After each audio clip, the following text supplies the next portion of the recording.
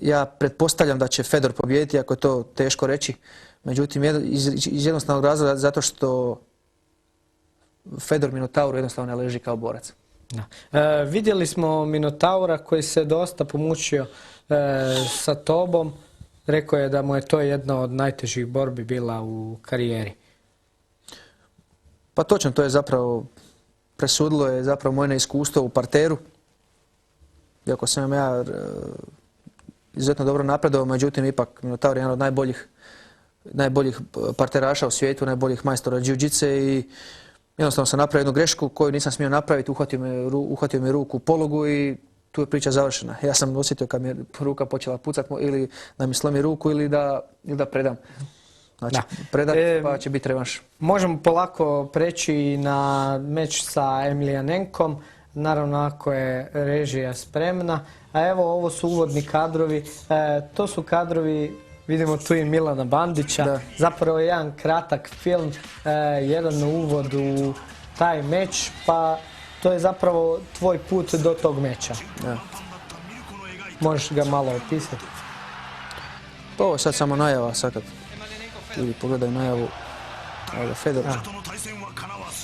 Fedor Emelianenko, znači stariji brat tvog protivnika s kojim ćemo vidjeti borbu. Borba je bila izuzetno surova, on je dosta viši i teži bio od tebe. Pa može se reći da je ovo jedna prava ultimate fight borba. Mislim da je ovo atraktivno i to su borbe koje gledatelji priželjkuju vidjeti. Naravno. Evo vidimo još kadrovi iz svojih prijašnjih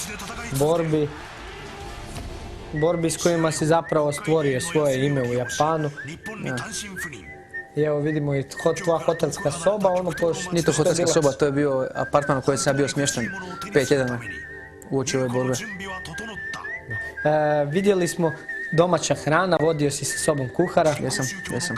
Moj prijatelj Josip Vidović je išao sa mnom, on mi je pravio društvo i kao vrhunski kuhar pravio domaću hranu tamo. I vidimo ti bicikliraš. Išli smo biciklom, sam se odlučio ići na trening iz čistog razloga što mi biciklom trebalo 10 minuta, taksijem gotovo pola sata. Tako da bilo je vrlo zanimljivo ići po centru Tokija se vozi biciklom. A zanimljivo je bilo još na snimci, evo, non stop Mirko, zaista dosta si im bio u mislima, a evo i tvog protivnika. Aleksandar Emelianenko. To je jedan mladi borac kojem ja predviđam veliku karijeru u Prideu. Tim više što je mlađi brat svjetskog prvaka, evo njihov trening u Rusiji. Brata, da. Vrlo surove treninge. Puno je veći i puno teži od svog brata. Pa evo, Fedor je 182, 107 kg, a on je 198 i 125 kg. Izuzetno srčan borac koji ne respektira nikog u ringu i kažem za vrlo brzo bit će jedno najveći zvijezda Pridea. Vidimo potpuno istetovirano tijelo koje vjerojatno služi da još malo više zaplaši, a ovo je zapravo bila poruka jedna tebi, jer su mislili da ćeš se ti njega uplašiti vjerojatno. Pa ja ne znam šta su oni mislili, ali ako su to mislili, preračunali su se. I evo, kao što vidimo, borba koja nas očekuje, ti i Aleksandar Emelianenko. Naravno... Prekrasna atmosfera ovdje u Saitami, bilo je 45.000 ljudi, do zadnjeg mjesta je bilo ispunjena, tako da pravi doživljaj boriti se pred takvom publikom. Vidimo zapravo ogroman prostor, dosta vizualnih efekata i zapravo ovi ulasci u ring su fascinantni. Japanci su velemajstori za napraviti takav spektakl i show. I evo dok iščekujemo ulazak, kako su ti se zapravo misli rojile po glavi uoči tog meča tih posljednjih dana?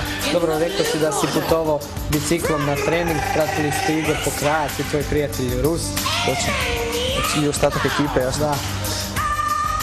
Pa to je već bio 5. dan moj u Japanu, nikad tako dugo nisam bio odsam od kuće. Već mi moja obitelj mi falila, sina sam puno poželio. I opasan protivnik je bio ispred mene.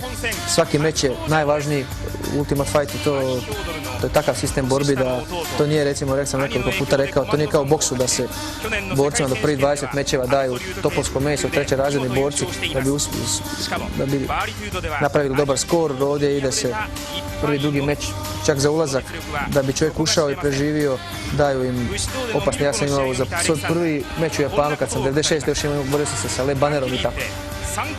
Dugi meč sa Hostom i tako, mislim da je to totalno drugi sistem i kažem, svaka borba je najvažnija tu. Nema posustajanja, mora se dati sve od sebe. Vratimo se mi malo o ovom meču. Rekao si da si dugo vremena proveo tada u Japanu, bio je to zapravo tvoj najdulji boravak u Japanu. Je 5 godina daleko najdulji boravak. Ali bilo mi, ne mogu reći da mi bilo ugodno, bio sam samo odvojen od obitelji, to mi je teško palo od prijatelja, ali zaista vrhunski smještaj sam imao. Vidjeti stvarno apartman za japanske prilike. Ja sam sam imao svojih 120 kvadrata apartmana, što je zaista za Tokio jako puno. Da, mislim, imao sam smještaj, ali minimalizam. Da. Nije to meni ništa značilo. Vrednije mi je bilo moje društvo, moji prijatelji tamo i moj nezamjenjivi prijatelj Rus koji mi je kuhao domaće juhice, pileće, goveđe, onako. To u Japanu jednostavno ne možete naći, da ja se razbolim bez toga. Dobro, evo, vratimo se mi još malo u ulasku u ring. I evo, njegove te opake tetovaže. Nisam ljubitelj inače tetovaža, ali to je očito njegov stil. Sve to voli pa.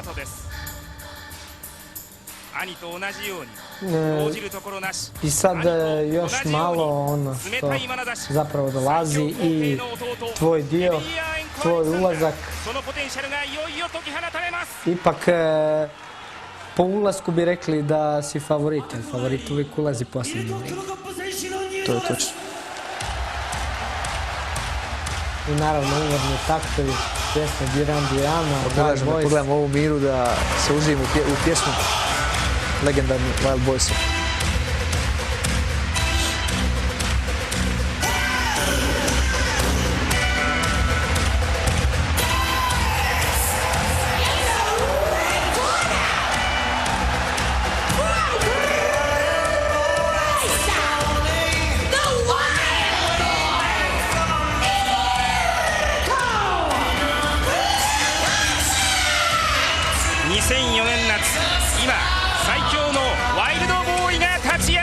I sada nešto što je mene podsjetilo na legendarni koncert Rolling Stonesa Bridges to Babylon. Zapravo jedan most do ringa od ove velike najavne scene. Kako je zapravo vidjeti svoj lik tako 30 metara u gro planu pokraj sebe? Pa ja ne obraćam pažnju, ja sam skoncentriran na borbu. Velika je buka u dvorani, svi su na nogama uvijek. Vrište, skandiraju. Evo da samo kažemo ko je to iza tebe sve. Zvonimir Lučić Cuki, tvoj menadžer, Vlado Božić, tvoj trener, Igor Pokrać, Saša Mučnjak, sparing partner i Domagoj Ostojić, također sparing partner.